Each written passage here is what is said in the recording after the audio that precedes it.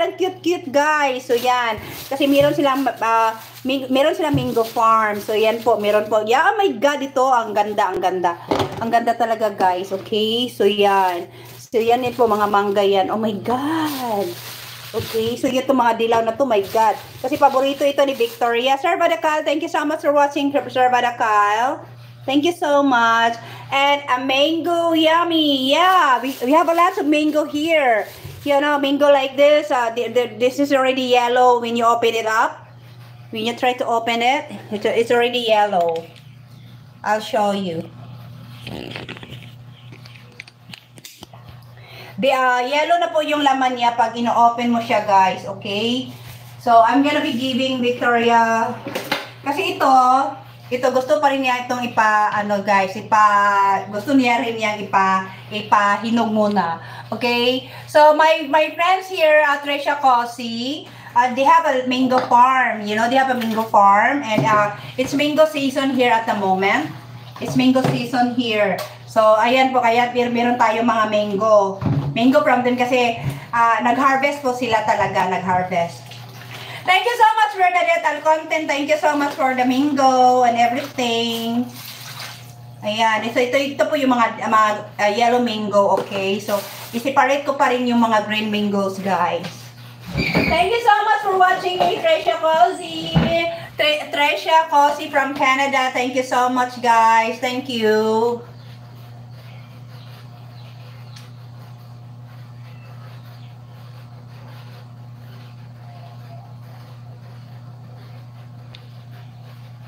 Yan. So, yan. Ang ganda talaga, no? So, mamaya, pagkatapos ko maglinis, guys, papakin ko to. Manood ako ng movie. Manood kami ni Victoria ng movie. Manood kami ng movie, guys, at the same time. Alam mo, saan yung ano ko? Yung strainer.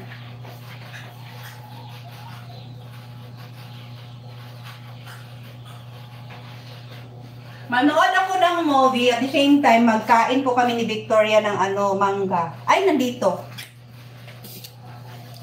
So look at this one. Kasi 'di ba, ang sarap na. Yes, thank you so much, Dave. Thank you so much. Yeah, my BFF is giving me a mango here. Kasi bininta nila yung iba. So ang dami na dito, ha. Tsaka masarap talaga 'to, guys. Itong klase na mango na 'to. Okay? Mga masasarap 'to, guys. So, kakainin namin ito mamaya. Siguro, also, they have many mangoes, you know. Ito, tingnan na natin yan. Kasi ito, mga maganda pa to eh. So, thank you talaga, Bernadette Alconten. Thank you so much. So, ilagay ko dito para makita nyo, guys. So, ayan, ha. So, ito po yung mga yellow mangoes, okay? So, ayan yung iba, slightly, siguro kasi nahulog sila from the tree, from the mango tree. Kaya minsan parang silang nabunol. So yan ang unahin ko kainin. Itong mga something na ganito. Pero yung mga ganito na flawless pa talaga, mamaya sa next ko na itong kainin. Okay, guys? Ayan. So, sa lahat po ng mga viewers ko dito, please don't forget to, hello Trecia Cosi, please click like for this live, Trecia. Thank you so much, Trecia. Like mo tong live ko ngayon. Please like to this live right now. Please like this live, Trecia Cosi, ha? I miss you, girl. Trecia, are you still there? Please don't forget to like this live, Trecia. Thank you.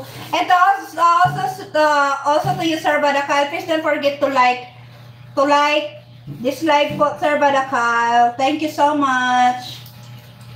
Kasi meron talaga dito parang na overripe siya, no? So, ito yung una namin kainin kasi makakain pa rin yan. So, ayan. So, yan po. Okay. Yan po ang mango. Kasi yung iba, kasi nahulog siguro to, guys. Kaya medyo sila nabunol ba? Trecia Cosi, please don't forget to like this live, girl. Thank you. So ito, ang iba is parang super ripe na siya. Super ripe na talaga siya. Na kailangan mo na talagang kainin agad. So ito yung kakainin ko mamaya una. Kasi na siya.